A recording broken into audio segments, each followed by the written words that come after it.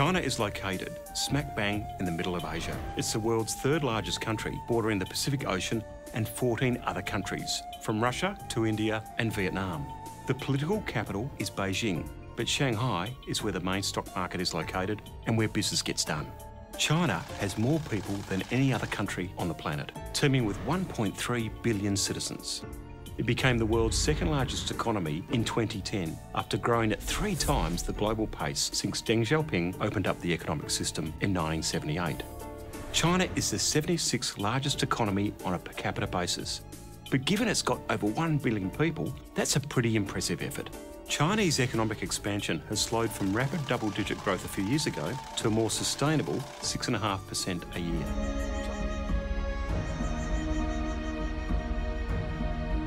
In China, business cards or 名片 are important.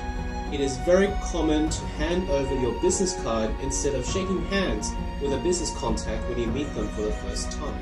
Don't get Japan and China confused. In China, there is no bowing. A polite nod of the head when receiving the business card is, however, acceptable. Don't casually flick your card to someone or immediately put their card in your pocket, or find some way of discarding it, no matter what that is.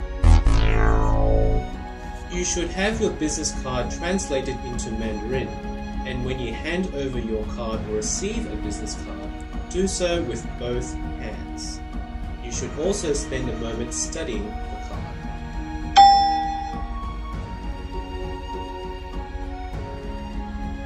There is a strict hierarchy. On round tables, the host always faces the door, and the guest of honor sits to the right of the host. Wait until you are told where to sit and don't just sit yourself anywhere.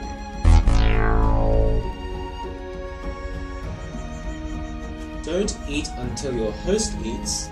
Always accept and eat food, no matter how strange it is. Pick out what is closest to you, and if you don't particularly want it, then give it to a person sitting beside you, because in China, it's always more polite to serve other people first. Make sure you replenish your guest's teacup when it's empty, and when they fill yours up, it's customary to tap your first 2 fingers on the table as a gesture of gratitude. And as we get towards the business or drinking end of the evening, you are likely to encounter ganbei or bottoms up. When you go to clink glasses with your Chinese counterpart, as a sign of respect, you should clink the bottom of their glass with your glass, even if it is a little awkward. So, what of the ganbei attack? A ganbei attack is when your host and their counterparts keep toasting you to get you drunk. If you are with your colleagues, then tag teaming is acceptable, but if you are outnumbered, your choices are limited. As a seasoned drinker, well, you keep drinking, but to get out of drinking, then it's okay to toast your host.